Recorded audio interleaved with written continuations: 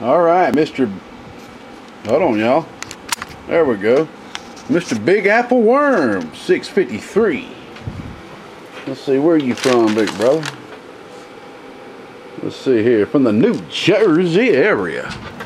Got a lot of customers I've done some work with out in New Jersey. Fat boy country. Alright, man. I'm just going to be quite honest with you. We got a piece of crap Texas Star 500 here.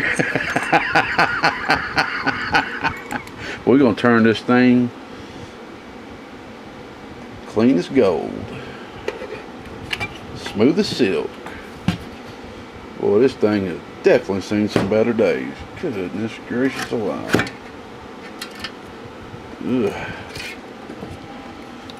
So basically he said he took his drill in here, and I think he may have been trying to do some modification work or something. I'm not too sure, but he sent it on this way and said, "Gatekeeper, do your thing to it, get it back up running."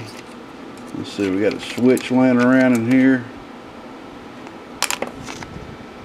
We got a capacitor over here. It looks like it's burnt. I think that's the DC blocking capacitor on the negative one.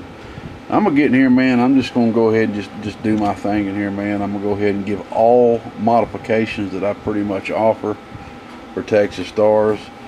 We're gonna do a full-blown triple fan kit. Dual fan kit on the bottom, single fan kit on the top, like he had going on right here. Got your fan got one of your fan kits. I'm gonna pick one of these. It don't really matter. They're all the same thing. I got 4 of them made up here,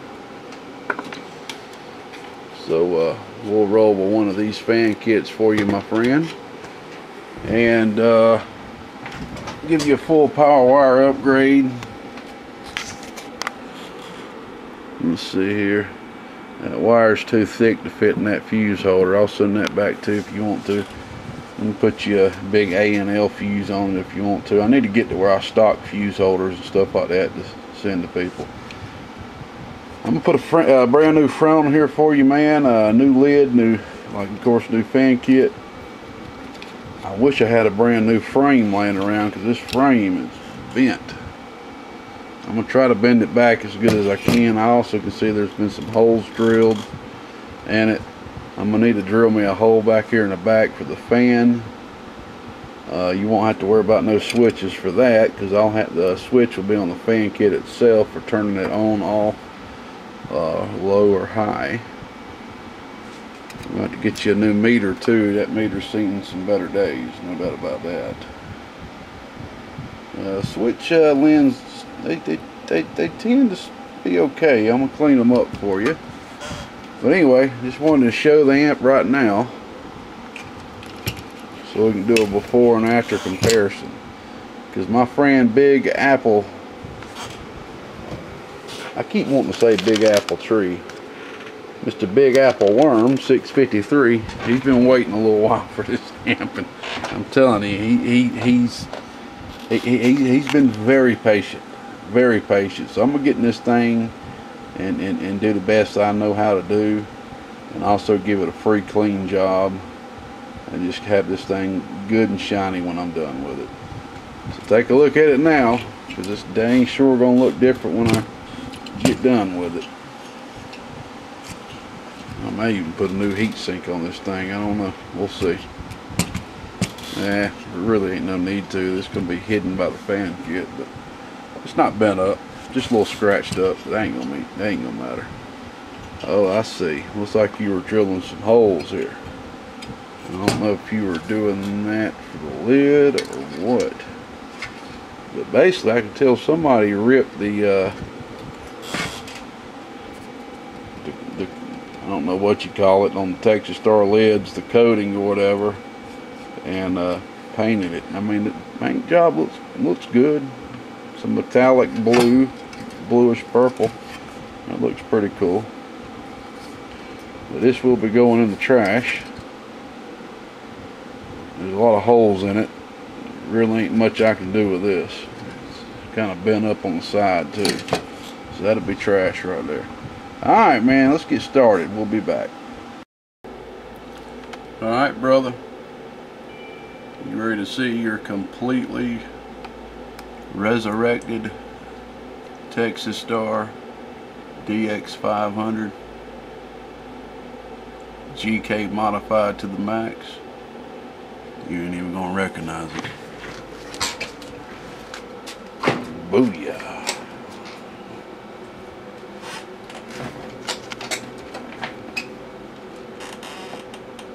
Got the triple fan kit, dual fan kit on the bottom, single fan on the top. I know you wanted a blue LED fan, so that's why we went with the most powerful, cheapest fan that I've been able to find yet, which they don't make no more. I'm buying up all the old stock right now. The 8 Loon. You ask yourself, where does this air escape at? Right here by the switches. No need to even drill any holes in the back or anything like that.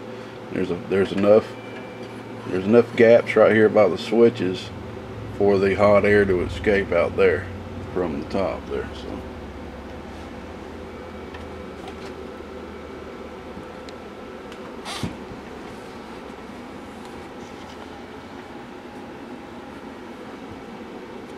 got your Andersons, man.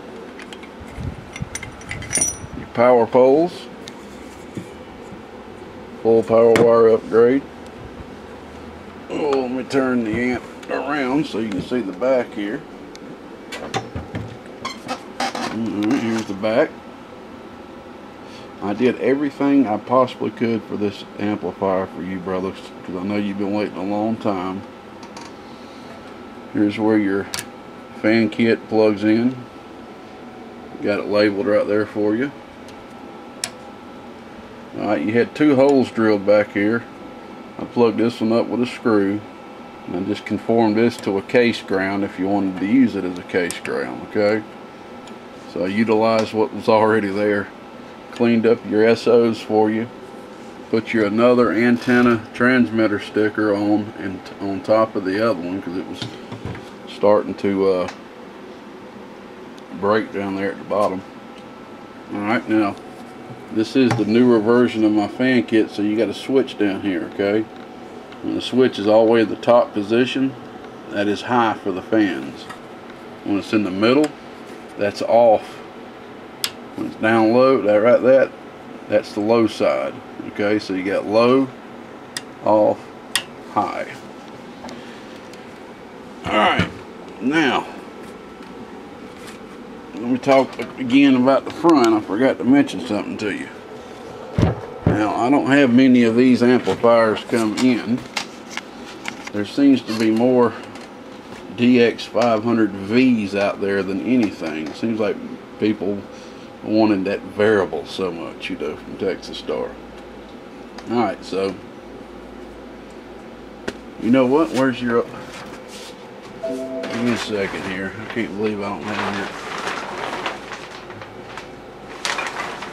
your old front. Where did I sit it? You know what? I got a bad habit about putting stuff up before I get done, so I can't show it. Well, I may have already put it in the trash. I don't know. But anyway, the original front that was on here, somebody had drilled a hole right here. I guess they were going to add a variable, or maybe had a variable at some point. I don't know. I didn't have to do any modifications to change it from a V to this. But anyway, I just flat out did not have any DX500 face plates in. Now these particular face plates have 2 bolts right here and right here, which holds this face plate in place. Why? Because the DX500V is actually held in, believe it or not, by the variable. That's what holds the face plate in, if you can believe that. So luckily I did have a DX400 face plate, so you can kind of look at this like you got a sleeper here. On the front it looks like a DX400, but it's really a DX500. This is a brand new face plate.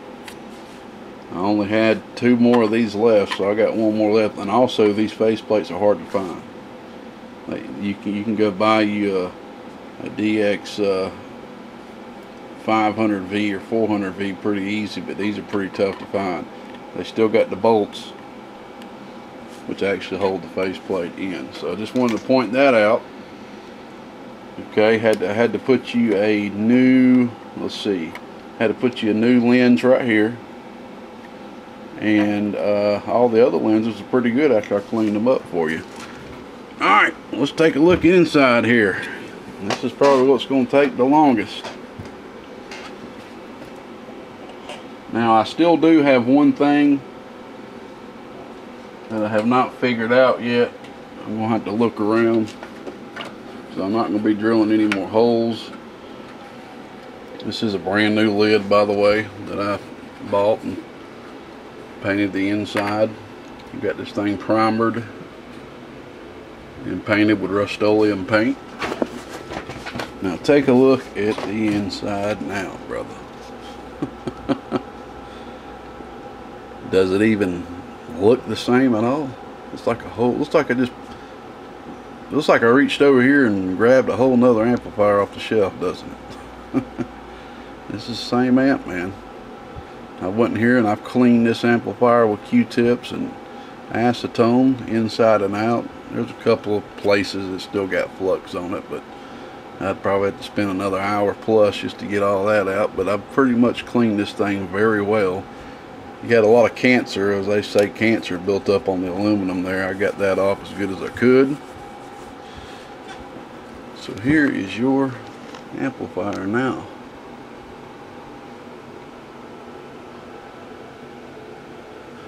Alright, here's most of the parts that came out of there. There's still some, like I said, I got a bad habit of removing a part that's bad and just reaching over here and throw it in the trash. And I try to remember to save everything just so I can show. It's kind of cool to be able to see all the parts that came out of an amp, you know, etc. So this is most of the parts. One of these I reused on the fan right here. As you can see, there's beads right there to keep the RF out of that. But that is most of the parts.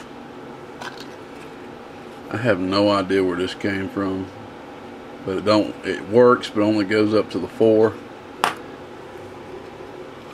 This is a brand new meter, brand new, and doesn't work. I installed this and figured out it didn't work, so I had to take that out and put my last meter I have, and I have not had to re-up on meters in about 2 or 3 years. I just I think I spent like $300 and just bought a bulk of them. So that's my last meter right there. Of course, I did the full blue mod to light this meter up blue as much as possible. Okay. Of course, we got the full power wire upgrade, the GK power wire upgrade, all the way to the back of the transformers. This is 14 gauge Teflon wire right here. This gives you a little bit more inductance too, with the combination of these beads and just a single wrap right here, the 43. Give you a little bit more inductance than what it had. This was powering each transformer. DC was flowing through this. If you want to see how small this wire is, I got one right here. Okay, that's what the power was flowing through, the power each 2-pill section. So we went from this to this 14 gauge Teflon. Alright, where do we start? This amp's probably 30 plus years old, so I always like to change the coax. I mean, this is some hefty coax. you find these on the older Texas Stars. I mean, goodness, this is some good 8X here. So I went ahead and took all of this coax out and replaced it with modern. This is actually an RG 188. I like 188 just because it's white. White will almost match anything when you're dealing with stuff. So basically I just turned it to the modern day. This is what they modernly use now. I actually use RG1, what is it, 58? Mine's done went blank now, but anyway, one of these caps were, this is it right here. This cap right here was already broken and it fell on the floor. I'll suck it up later with a vacuum. So I went ahead, just so you wouldn't have an odd cap, I went ahead and just replaced all of them with modern 103s. As you can see, it's a DC blocking cap, DC blocking cap, DC blocking cap. Alright, the output was done the old school way with a combiner that was blown, of course, with your 91 DM15. Whenever I see that, the first thing I do is drop the metal down. As you see, we now have 100 picofarad metal. That is what they currently use for the 5-pill. 4 pills or 5-pill 2879 boxes. Alright, next thing I went ahead and did was, and I can't find it to save my life, but the keying transistor was not working at all. And of course it was one of them deals where somebody came in here and cut the legs at the top of the transistor and then took another transistor and soldered it to the legs, which is the best way to do it is to go ahead and unsolder, take all them legs out, suck all the solder out, clean it up with a little bit of acetone, and drop your new transistor in. So I had to drop in a new 2907 keying transistor. Alright, another thing I had to do is I noticed pretty quickly, I mean, this amp was in rough shape, brother. This amp had multiple issues, anyway, from dead shorts, bad parts. This thing was rough. Old and rough. 10 microhenry choke to block the AC, the RF from coming in and only allowing the DC to pass. So as you can see, this thing was popped. So I had to put you a new one right there. This one right here was still fine, so I left that be. Alright, let's see here. Of course, we went ahead and put you 4 brand new HGs, 4 brand new 330s. You won't see these on the new amps coming out because it saves money. And trust me, it's better just to go ahead and put the 330s on there. Since this was an older Texas Star and it did not have the keyer here, I had to drill a hole to put the jacket here for the fans. And you ask yourself, why do you do that? You know, why don't you just run wire in the back? Well, I like to have it to where somebody could just unplug it if they wanted to. It'd be easier if they wanted to unplug this or needed to get down to the bottom of this. You wouldn't have to cut wires and all that. So they can just unplug it. It's easier too on shipping. I can just unplug this, and it's just something I've started doing and kept it the same way. Okay.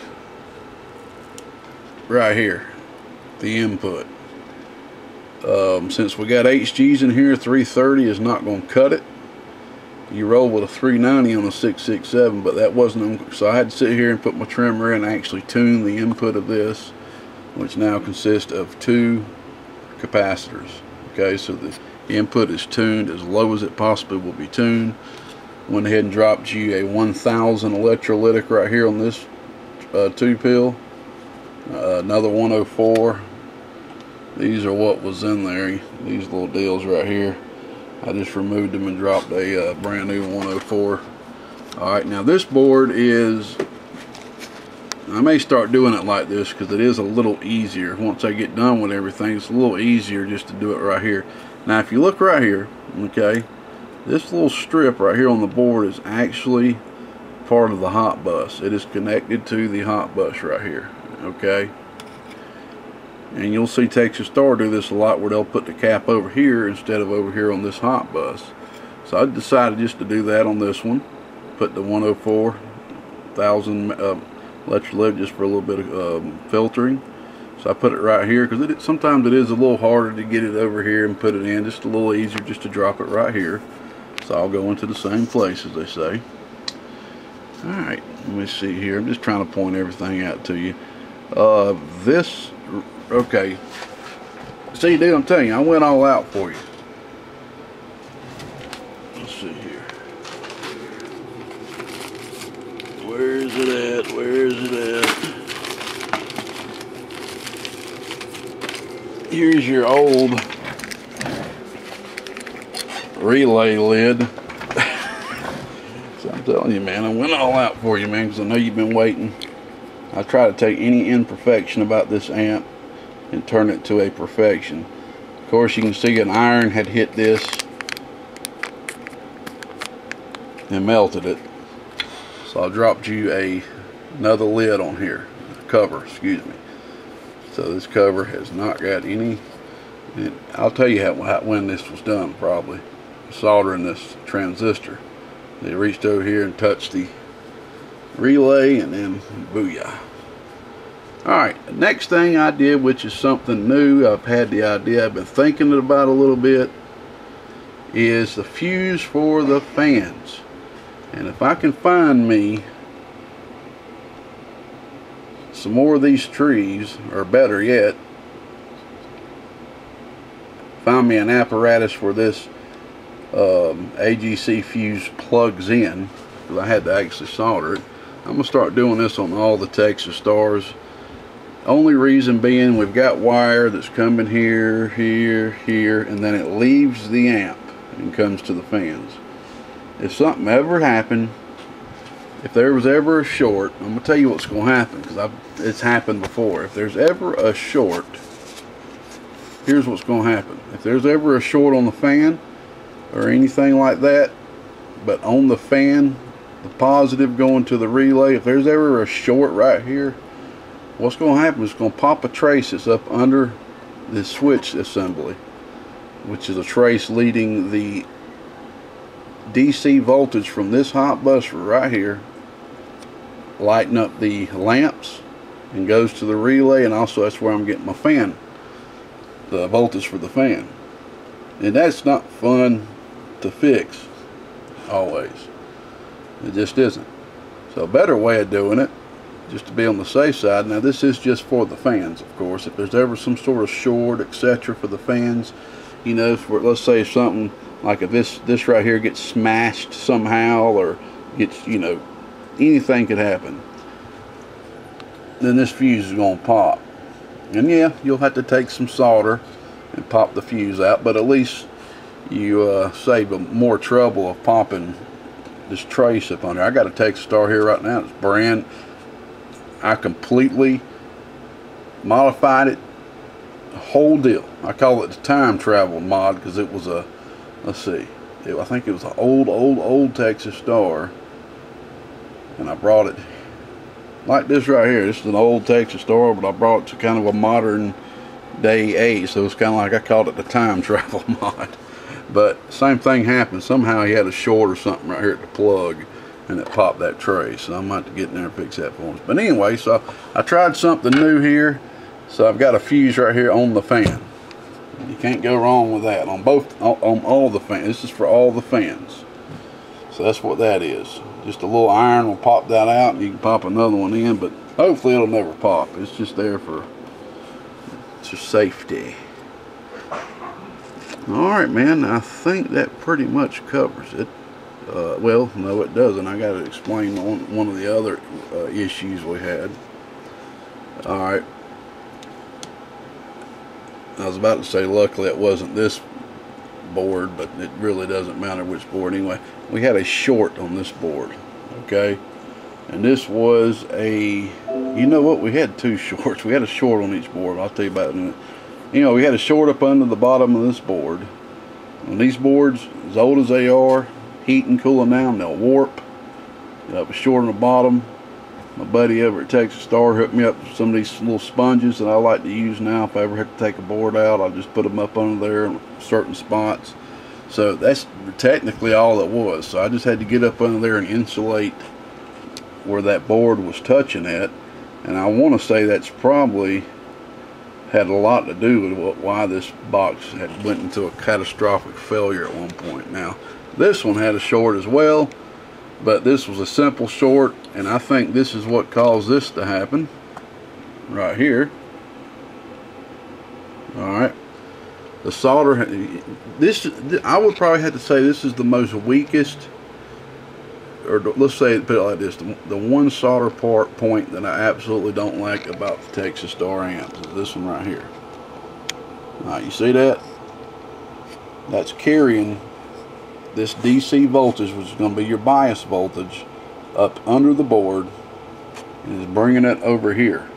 And of course it's traveling on the output RF trace, and that's how it's actually being switched on and off, and that's why you have these blocking capacitors right here and on the back of both the transformers windings, because believe it or not, that DC is present on these windings of these outputs. We won't get into all that.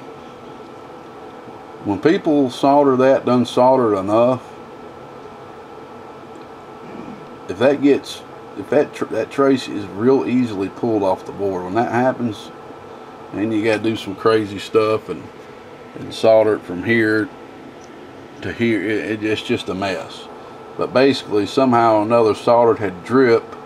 I think somebody had replaced this at one point, and they had either, it was one or two things. They pushed it through the board too much, but one of the two, the lead or the solder dripping was touching the board, and I think that's why who knows how many of these they popped, and I think they just finally gave up on it. So I had to suck that out, and it still was touching, so I had to pull the board.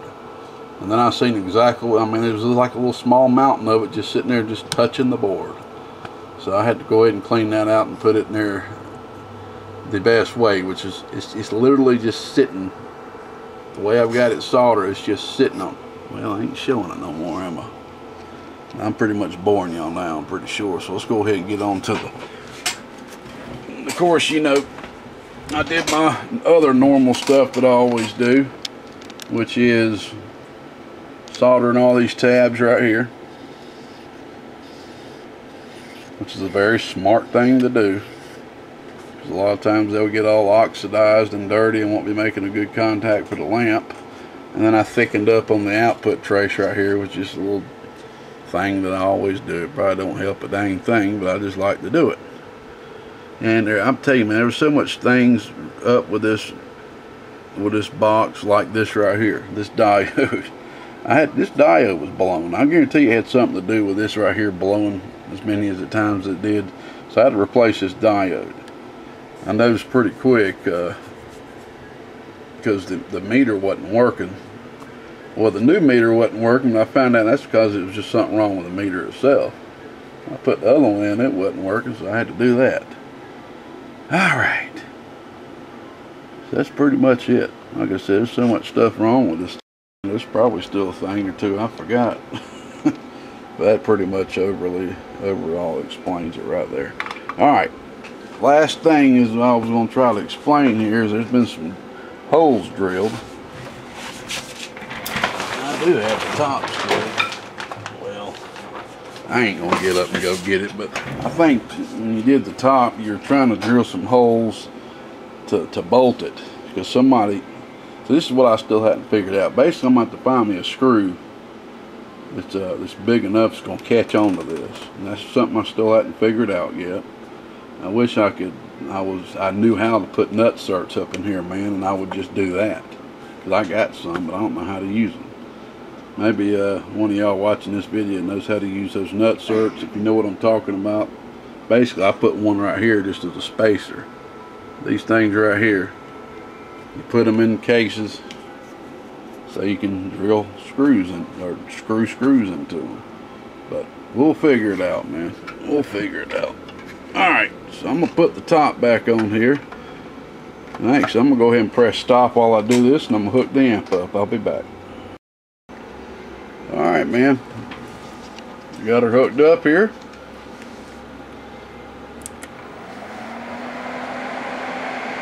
Beautiful blue LED fan. I got the fans on high, but you can, you know, hear them. What I would suggest, if you're not worried about sound, like if you got the amp running in the back of your car or something, leave them fans on high, man. You can run them on high, leave them on high. Now, that's why I put the switch on there, because the fans that are on these fan kits, so here's 3 of them right here.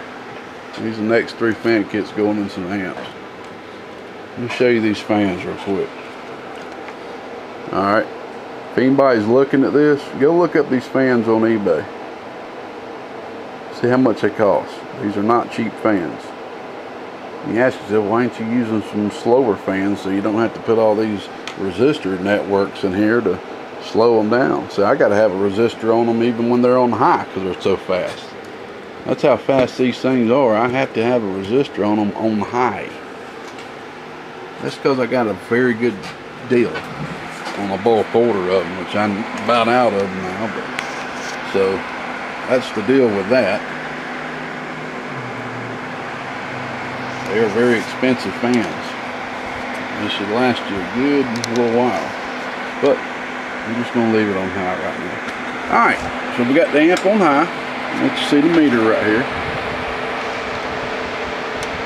Look at that. I like the new way that I'm doing this. I used to put a little 3mm LED in the bottom of it, drill a hole in the actual meter, which did not like doing much, but it did the trick. As you can see, these LEDs in here, one's doing the bottom and one's doing the top, and it lights them up real good. Alright, if I can't make a 4-pill 500, do 500 watts PEP with my bench radio, then something's wrong. 500 watt slug, PEP. We're reading the middle scale. 500 watts PEP. Now, of course, the 500s like this, they're going to do a little bit less than a regular 500V because there are some attenuation on it, meaning it's flowing through a 10 ohm. It's got a little bit more resistors it's flowing through on high. Okay, so if it was a regular 500V and I had it on high, there would be no resistors that's flowing through. It would just slap the corner. Alright, so let's show different power levels. We're just driving this thing with 4 watts RMS, about 20 watts peak. Let's see what that does to the meter right here. Oh, about 60%. Alright, this is low. Let's see what she gives us on low.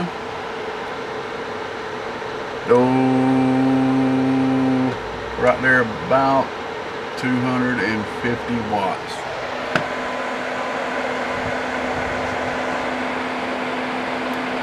Alright, this is medium, I believe. Let's see if my memory serves me right. 250. About 350. And also that is as well the sideband delay. Y'all have seen me in the past, some people ask me to basically get that resistor out of there so when they put the sideband delay on, it doesn't do any attenuation. But of course we left it on there, so that is medium high. Okay, a medium, and I believe this is medium high. Let's see. That was 350, right? Yeah, I think 350. Yep, 350 and 400. So that's low, medium, medium high, and then that's high.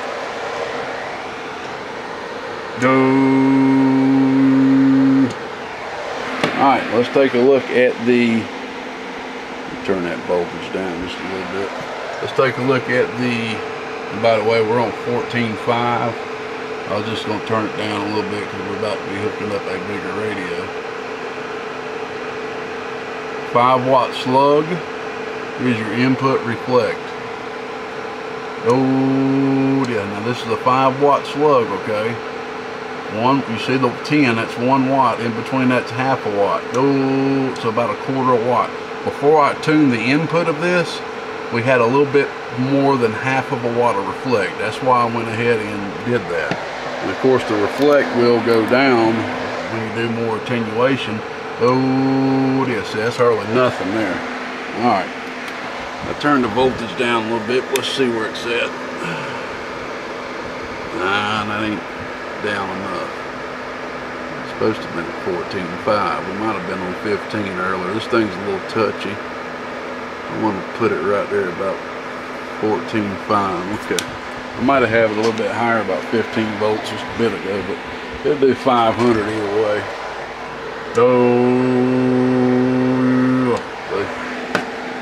Oh, bird-wise right now, it's doing a little bit under 200 bird. Oh, about 180 bird. All right, let's hook up a bigger radio. I'll be back. All right, man, got a little bit stronger of a radio hooked up. Should do about 600 peak, I'm sure. I got 1,000 watt slug on now. Oh, right there about 600 RMS. Oh, almost 300 bird, a little bit under 300 bird. Now, if I put this thing on adequate supply, which this right here is just good for testing 4 pills on. 5 pill shut it off. I could hook this little 5 pill up like that. By the way, this is a unique amplifier. Let me show this right here on video real quick.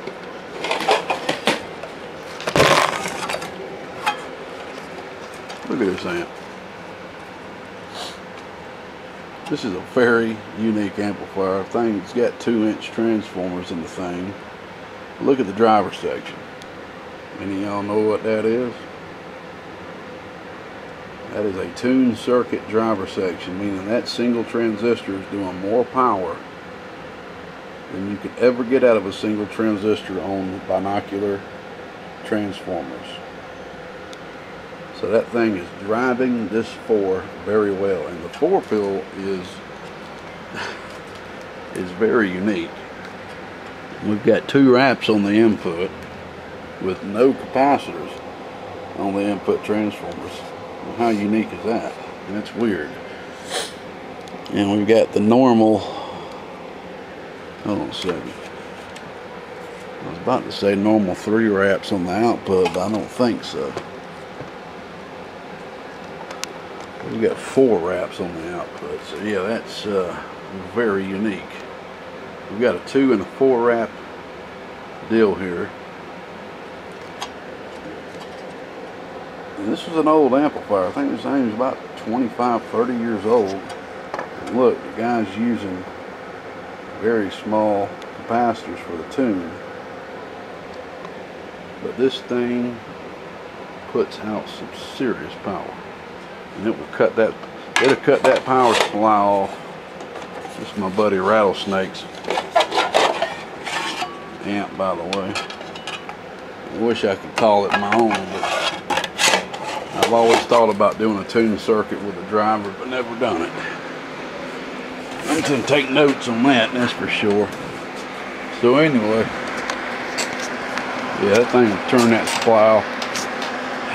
So yeah, y'all have seen me in the past take 500s, hook drivers up to them, you know, make them do a kilowatt, make them do 4 or 5 plus 100 bird. And a lot of those were Toshibas. I was doing that with Toshibas. These are HGs. The HFE value on these HGs will drop a pretty good amount once you start driving them hard. I have a lot of people get these 500s and they use 1 pill drivers with them. I'll go ahead and be honest with you. It seems like a lot of my customers that have done that have had issues driving the heck out of these. These are HGs in here, okay? They're not Toshibas. You can't abuse them. You can't overdrive them. They will fail on you. But as long as you run them properly, they won't. If this was my amp right here, which I'd be very happy to call it my amp. This thing is beautiful now. But if this is my amp, I would drive it with my bench radio, 500 watts peak, and just let it roll. I mean, yeah, I could definitely drive it a little harder than that, but if it was my own, that's what I would do. I would just drive it with a radio. Don't worry about hitting it with a driver, man. These are HGs, you can't. But this thing's built to stay cool, so that's one thing you won't have to worry about. But yeah, so I'm not hooking it up to my unregulated power supply and then my D-rail radio. I could hook the D-rail radio up to it, but I ain't gonna do all that, man. As long as I can show these things doing what they're called for, which is 500 watts, then they're working. Now if these were Toshibas in here, I'd go ahead and hook it up on that unreg supply. Plus this fan's not regulated. That's another thing too you need to think about. This fan can only handle no more than 15 volts, okay? And you don't need to be running this on unregulated supply anyway. But that's enough. I have took enough out of y'all's lives. Hope you enjoy this amp, man. I worked hard on it for you. It took me a couple of days actually. And I hope it makes up for the time